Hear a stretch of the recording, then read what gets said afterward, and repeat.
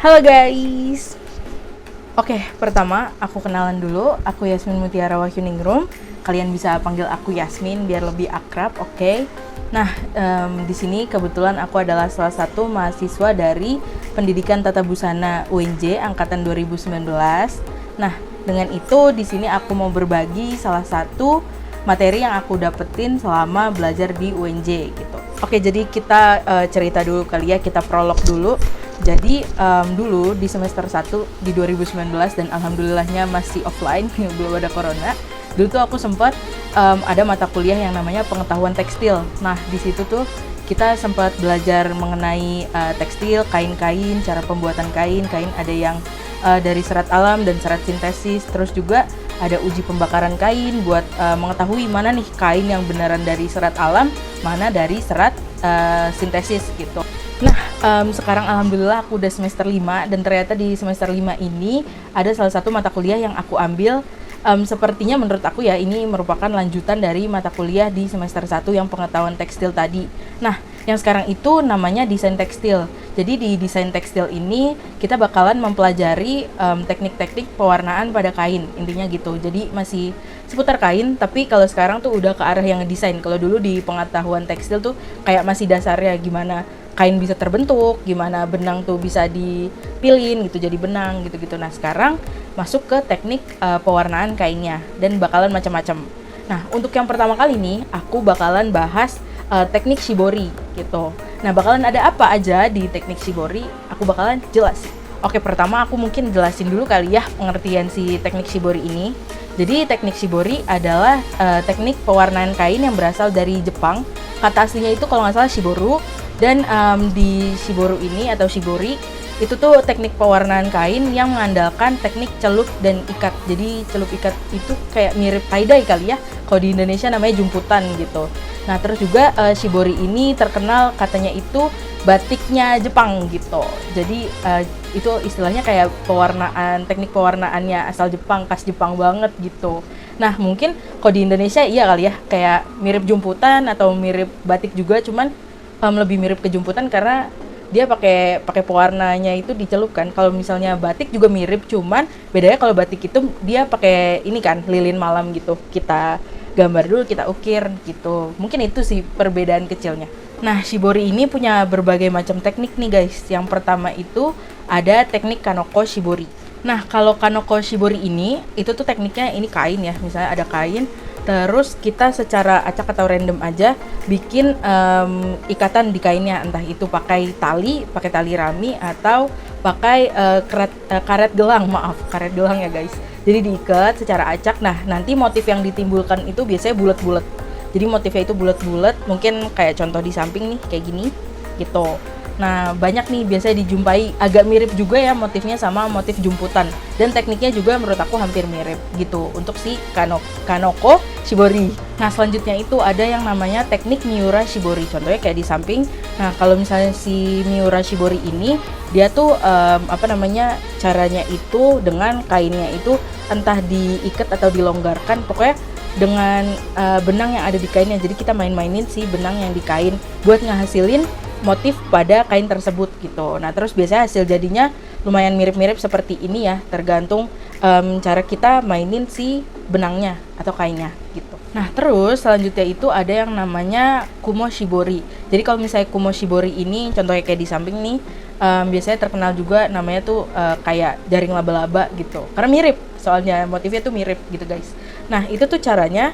Jadi dari kainnya nih kita lipat-lipat keliling, terus habis itu diikat entah pakai tali atau karet. Jadi bakalan ada hasil lipatan-lipatan, habis itu dicelupin ke pewarnaannya dan hasilnya bakalan kayak gini. Jadi mirip sarang laba-laba gitu. Lanjut, abis ini ada yang namanya arashi shibori. Ini juga menurut aku agak kece badai ya guys, karena emang dia badai. Jadi cara membuat kayak gini nih motifnya, itu tuh kita entah pakai pipa atau pakai apapun yang bentuknya agak seperti tabung ya. Kayak misalnya kita pakai botol minum juga menurut aku bisa. Caranya itu pertama kainnya kita lilit di pipa atau di botol yang kita punya, terus dipadetin, dikencengin gitu, dan abis itu diikat pakai tali. Kalau bisa pas ngikat juga talinya tuh kenceng, jadi biar motifnya bisa kayak gini nih. Nah, motif yang ditimbulkan itu bakalan jadinya kayak gini.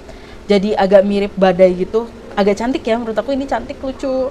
Nah intinya gitu, harus kencang juga biar timbul nih motif garis-garis kayak di samping gitu. Nah terus ada lagi yang namanya teknik Nui Shibori. Nah di sini contohnya kayak di samping nih hasil jadinya. Ini caranya itu adalah dengan teknik pola jahitan. Jadi di kain yang bakalan kita mau buat shiborinya, kita bikin teknik jahitan tertentu biar menghasilkan sebuah pola gitu pas dicelupin ke air. Contohnya kayak gini. Nah, selanjutnya itu ada lagi teknik itajime shibori. Di sini menurut aku kalau misalnya kalian lagi cari-cari teknik shibori ya, biasanya yang paling banyak muncul nih si itajime shibori. Karena menurut aku juga nih pas udah praktek, ini gampang gitu. Agak mudah dibuatnya. Jadi caranya adalah kain yang kita pakai nih kita gunakan, kita lipat-lipat, terus habis itu lipatnya itu menggunakan teknik akordion. Nanti bakalan ada di video tutorialnya habis ini. Terus setelah dilipat-lipat, kalau sesuai cara aslinya itu kita pakai 2 bilah kayu, jadi kita klek gitu, kita padetin, terus baru kita ikat dengan tali atau karet gitu. Nah cuman karena menurut aku ya untuk nyari bilah kayu atau stick es krim mungkin agak susah, jadi kalau misalnya bahan-bahan yang di rumah aja nih sebenarnya bisa juga dengan menggunakan karet gelang gitu. Cuman emang harus benar ngikatnya biar gak salah posisi si kainnya.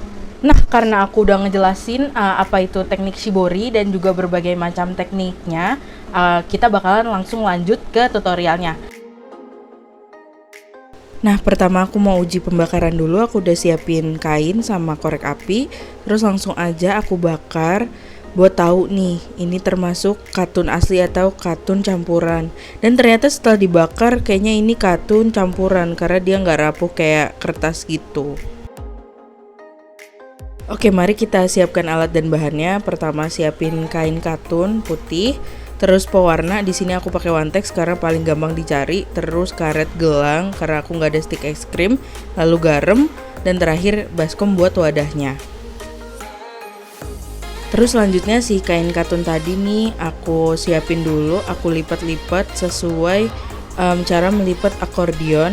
Karena kan kita mau bikin itajime shibori ya. Jadi ada cara melipatnya nih. Cara melipatnya itu cara melipat akordion. Pertama aku lipat-lipat dulu kayak gini panjang, terus baru aku lipat-lipat lagi jadi segitiga sama kaki gitu. Nah gitu deh hasilnya. Karena aku nggak punya stick es krim atau klip, jadi aku pakai karet gelang di sini buat ngerekatin si lipetan kainnya. Nah selanjutnya siapin air panas di wadah, terus habis itu kita kasih garam. Kenapa pakai garam? Karena biar nanti zat pewarnanya itu lebih mengikat ke kain, jadi warnanya bakalan lebih pekat, seperti itu guys. Nah kita masuk ke tahap difusi atau tahap pelarutan zat pewarnanya. Di sini aku pakai Wantex, tapi kalau teman-teman mau pakai Naptol atau Remasol itu juga boleh ya. Terus kita aduk-aduk aja biar dia larut pewarnanya tercampur semua rata. Terus kita masukin kainnya ke larutan warnanya. Di sini namanya tahap migrasi atau tahap pemasukan kain ke larutan zat pewarna. Selanjutnya ini kita tahap absorpsi atau proses penyerapan agar terjadi ikatan antara warna dan si kainnya. Nah selanjutnya itu harusnya proses fiksasi guys. Harusnya aku tungguin sekitar 5-20 menit biar terjadi ikatan warnanya tuh yang lebih pekat. Nah tapi aku malah langsung lanjut ke tahap penetrasi atau tahap pembilasan. Terus juga di sini aku udah bilas ya pakai air dengan suhu normal biar zat pewarnanya nggak nempel lagi. Nah ini dia hasil jadinya. Menurut aku sih nggak gagal karena tetap cantik ya. Oke, mari kita tidak menyerah dan tetap semangat. Aku lanjut percobaan kedua pakai teknik Kanoko Shibori. Di sini kainnya itu kita ikat-ikat pakai karet gelang. Menurut aku nanti agak mirip jumputan ya, nih kayak gini. Terus kita masuk ke proses migrasi. Kita masukin kainnya ke larutan pewarna bekas yang tadi pertama. Oke, di sini adalah masih absorpsi ya guys. Gak lama-lama, mungkin 5 menitan. Setelah itu aku lanjut ke proses fiksasi yang tadi aku skip di percobaan pertama. Di sini aku pindahin ke wadah baru yang masih bersih dan kering, wadah kering. Terus udah aku taruh aja gitu. Aku tungguin sekitar 5-20 menitan. Tapi kayaknya aku 20 menit sih, karena aku pengen warnanya itu ngeresep. Selanjutnya baru kita masuk ke tahap penetrasi atau pembilasan. Ini dia hasil jadinya, warnanya lebih pekat. Dan jujur aku ngerasa seneng banget karena akhirnya berhasil. Oke, percobaan ketiga aku mau pakai 2 warna. Di sini aku mau nyiapin dulu warna yang satunya. Nah, ini aku kasih garam lagi ya guys, kayak yang pertama si air panasnya. Terus lanjut ke tahap difusi. Di sini kita masukin zat pewarnanya ke airnya, lalu dilarutkan. Jangan lupa diaduk-aduk biar rata. Oke? Terus sisa pewarna yang sebelumnya yang warna ungu aku masukin lagi ke wadah dan mau aku pakai lagi. Jadi aku pakai 2 warna, warna oranye dan ungu. Oke, kita siapin, terus kita masuk ke tahap migrasi atau masukin kain ke larutan pewarnanya. Nah, di sini aku sambil pegangin ya, karena nggak mungkin dia jatuh gitu, jadi aku pegangin. Ini pertama masukin dulu ke warna terang ya guys, baru kita masukin nih ke warna gelapnya, warna ungu. Kenapa gitu? Biar nanti warna terangnya tuh jadi bagus, jadi nggak kalah sama warna gelapnya. Jadi emang sebaiknya warna terang dulu, baru warna gelap gitu. Udah selesai aku celup-celup nih, aku taruh di wadah kering. Kita tungguin nih, kita masuk ke tahap fiksasi, tungguin sekitar 20 menit. Ini udah selesai, baru masuk ke tahap penetrasi atau pembilasan. Di sini sama pembilasannya pakai air suhu normal. Ini dia hasil dari percobaan 2 warna.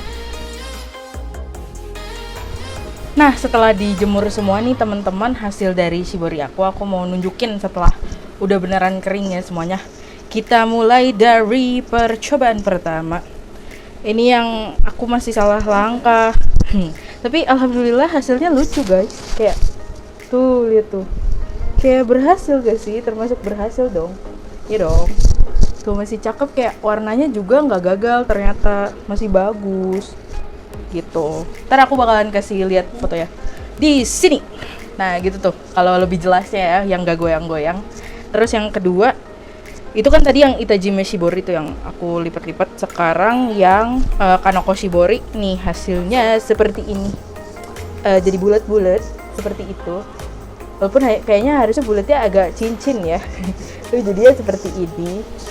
Cuman kayaknya masih masuk Kanoko Shibori lah ya. Ntar kayak gini hasil kalau nggak goyang-goyang gitu. Oke, kita lanjut contoh hasil yang ketiga, yang aku pakai 2 warna dan alhamdulillah jadi guys, lumayan lucu kalau menurut aku. Ntar aku bingung ngasih lihat ya. Oke, tiring, lucu kan? Lucu. Aku suka yang 2 warna karena kayak lebih apa sih, colorful, lebih berwarna, lebih kayak ada motifnya gitu loh. Gitu intinya. Nih lebih jelasnya. Begitu. Oke, nah jadi gitu dia hasil dari percobaan pakai teknik shibori. Nah gitu dia tutorial aku dalam membuat shibori. Walaupun ada kegagalannya, tapi alhamdulillah akhirnya menggunakan cara yang benar juga, cara yang berhasil. Nah mungkin dari tutorial tadi semoga banyak pembelajaran yang bisa diambil oleh teman-teman semua. Dan meskipun gagal ya, menurut aku moral of the story-nya dan tutorialnya adalah meskipun gagal kita gas terus aja, karena tetap jadi walaupun mungkin menyalahkan teknik aslinya. Cuman emang paling betul kita menggunakan teknik aslinya. So buat teman-teman jangan sampai salah step, jangan sampai salah teknik juga. Dan semoga berhasil dalam berkreasi membuat shibori kalian. Oke? BTW aku bakalan share konten-konten tentang teknik pewarnaan lagi, jadi teman-teman stay tune ya. Sampai jumpa di konten berikutnya. Dadah!